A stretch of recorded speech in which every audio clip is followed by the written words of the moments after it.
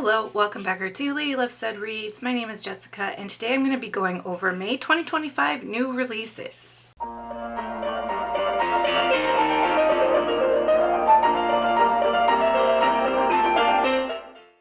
If you're new here, welcome. If you're not, welcome back. I just got done cleaning my small animal room. That is a chore. I deep clean it twice a week. So I'm still kind of... Whew. If you're new here, I tend to read books that fall into one of two categories. On the one hand, I read cozy, light, and whimsical. On the other, I read dark and twisted. Because I do read some dark and twisted stories, please make sure to check your trigger warnings before picking up any of the books in this video. I don't share triggers in my videos because I think that they can be spoilery. But if you have any concerns, I recommend using the app Storygraph. The books that I am sharing here today are ones that are just kind of on my radar. It's not a TBR or to be read, where these are books that I'm absolutely going to get to. They're books that I'm going to keep an eye on, see how they're received with other people, and then maybe decide if I want to read them. They look appealing to me. They look like something I would enjoy reading, but it's not a firm TBR. I am going to use my Google Sheet that I made, my little spreadsheet that I make to keep track of new releases. So I'm going to be turning this way to talk about the books, and I will be using Goodreads to assist me with descriptions because I'm going to have to look at my computer. I've got to put my glasses on. There's going to be a glare. I'm sorry, this is middle age. On May 6th, My Friends by Frederik Backman. This is adult literary, and I have read a couple of Backman. I've read the first of Beartown, that trilogy, and then I read Anxious People. That's Backman, right? Yeah, it is. And I really liked both of them. I love his writing style. I want to read more. So this one says, most people don't even notice them. 3 tiny figures sitting at the end of a long pier in the corner of one of the most famous paintings in the world. Most people think it's just a depiction of the sea, but Louisa, an artist herself, knows otherwise, and she is determined to find out the story behind these 3 enigmatic figures. So, I guess this Louisa goes on an investigation to figure out who those people in the painting are, and that's what the story is about. The dates are not in order for this because the way my spreadsheet sorts it, I can't get it to sort it by the date. I don't know why. I think because in Google Sheets you only do A to Z. They don't have a numerical option to sort. Okay, my glasses are actually really in need of a cleaning, and they're not helping that much. So I'm taking them off. Okay. Excuse my voice as well. I don't know what it has been the past month or so. I've had like a tinge of laryngitis where I keep losing my voice off and on. But I'm not sick. I'm fine. Okay. On May 20th, we have Sike by Fred Lunzer, which is adult literary fiction. Adrian earns his living writing lyrics for rappers he never meets and finding success with his hit song about his own fruitless search for love. After his last relationship ends in a spiral of angst, Adrian decides to try the new lauded elite AI psychotherapy app that tracks your every move and emotion and guides you toward mental contentment. So this is for fans of Kazuo Ishiguro's Claire and the Sun and modern love stories of Sally Rooney. I love Sally Rooney. It's a debut novel that brings an incisive and intimate deep dive into the reach for clarity by a curious and ambitious, anxious and irresolute generation. That sounds fascinating. On May 6th, Bad Friend, How Women Revolutionize Modern Friendship by Tiffany Watt-Smith. This is adult nonfiction.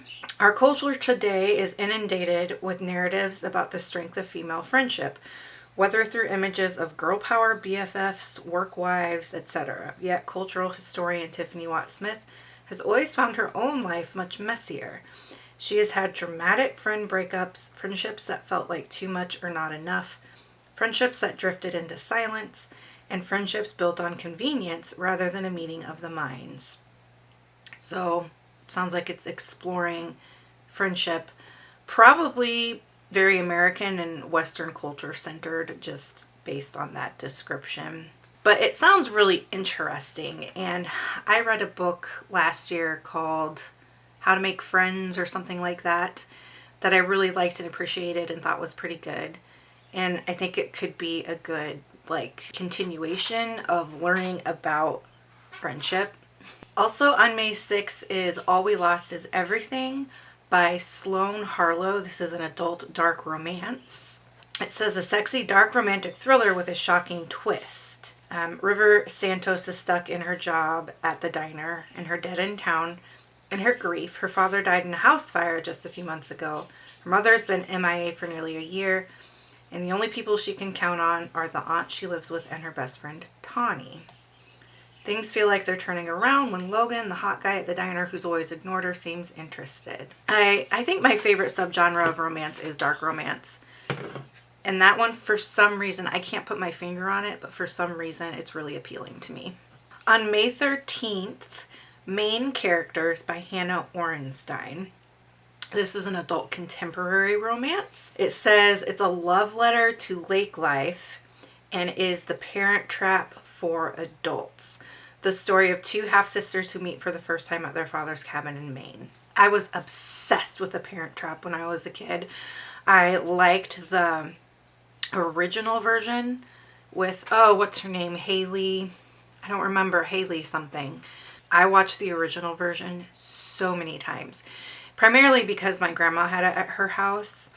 And so it reminds me of when I would stay with my grandma, and whenever I have seen it on TV since then, even as an adult, I will watch it. I love, love, love the original version of The Parent Trap. I like the Lindsay Lohan version, okay. I think it's a fun, like, modern take.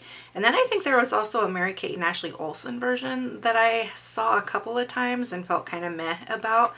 But yeah, it's such a fun story. Also on May 13th, The Incandescent by Emily Tesh. This is an adult fantasy dark academia. It says Naomi Novik's Scholomance, which I DNF'd that book. Oh, that was not for me. Deadly Education, I think it was called. So the Scholomance series meets Plain Bad Heroines. Haven't read that. In the Sapphic Dark Academia Fantasy. That appeals to me. Says, look at you eating magic like you're one of us. That's a cool line. Dr. Walden is the director of magic at Chetwood Academy and one of the most powerful magicians in England. Her days consist of meetings, teaching A-level invocation to 4 talented chaotic sixth formers, more meetings, and securing the school's boundary from demonic incursions. She's good at her job, but demons are masters of manipulation, and it's her responsibility to keep her school with its 600 students and centuries-old legacy safe. And it's possible the entity Walden most needs to keep her school safe from is herself. Dun dun dun. On March 13th, we have Immaculate Conception by Ling Huang. This is an adult literary sci-fi-ish story.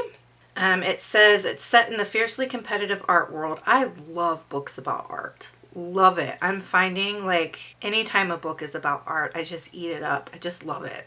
And I do love art, but I wouldn't call myself like an aficionado or a collector or anything, but it is something that I love. So it says set in the fiercely competitive art world. A novel about an obsessive friendship. Okay, it's giving Stargazer vibes. Upended by cutting-edge technology purported to enhance empathy and connection.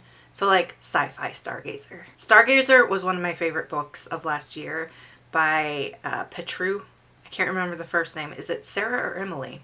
The last name's Petrou. And it's about an obsessive friendship, and one of them is going to art school.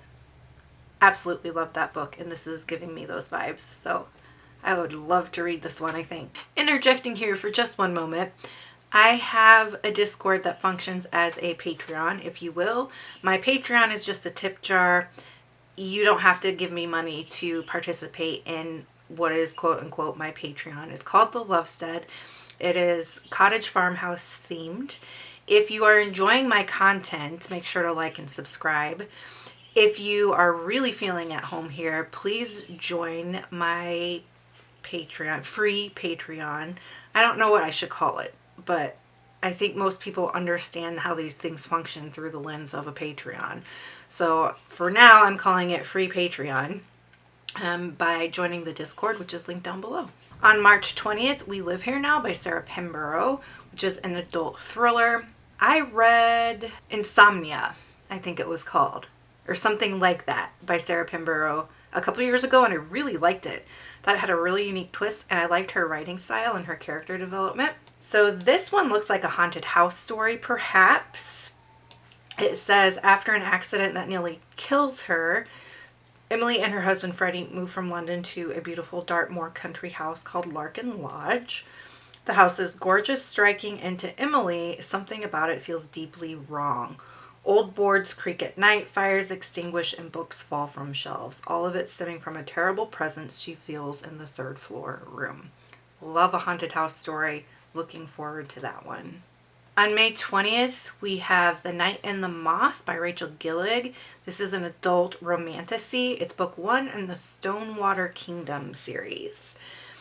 And I couldn't tell you again what is appealing to me about this, because when I read the description, it really doesn't give me much. It sounds like every other romantasy out there. I think it might be the title that's drawing me in, and maybe the cover, but it says, this is a gothic, mist-cloaked tale of a prophetess who is forced beyond the safety of her cloister on an impossible quest to defeat the gods with the one knight whose future is beyond her sight.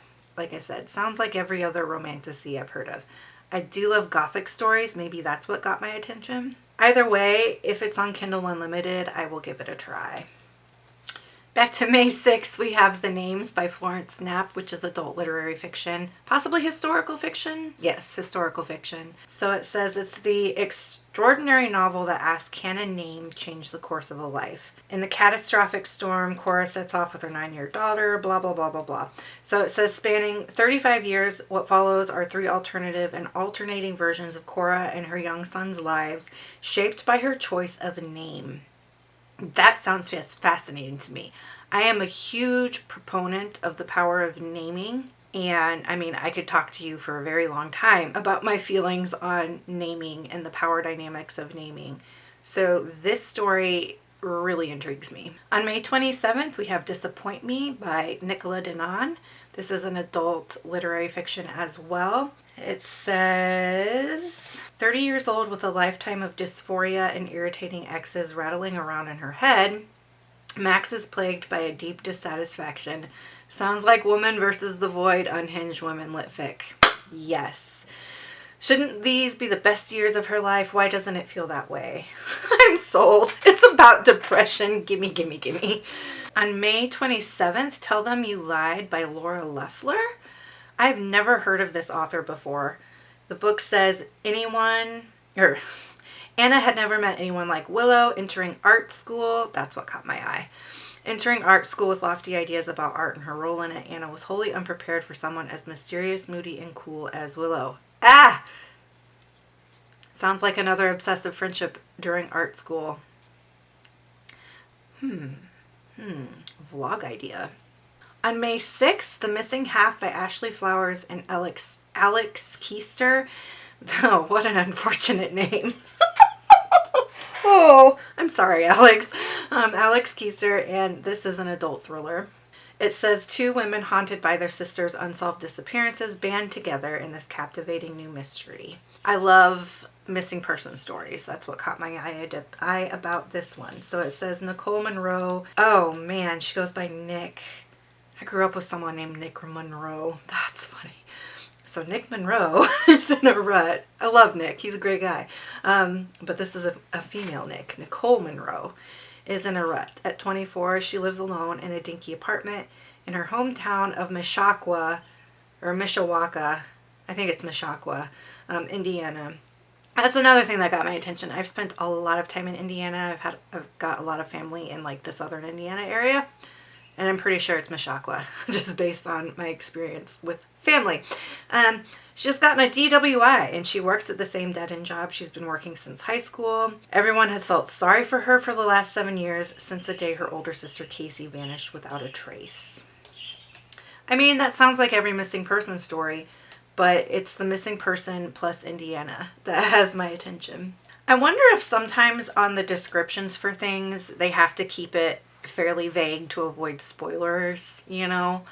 That's understandable. But sometimes they just really, it doesn't tell you anything about the book. Like, it would be cool if they were like, if they had more comparisons for like writing style, or if they had information on whether it's more plot driven or character driven. Like, those would be good things to know in a description. Do you agree?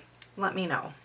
And then this was the last one on my list. It's certainly not the last one to, you know, come out in May, but this was the last one that caught my eye from the sources I look at for new releases. I do not look every possible corner, nook and cranny of the internet for new releases.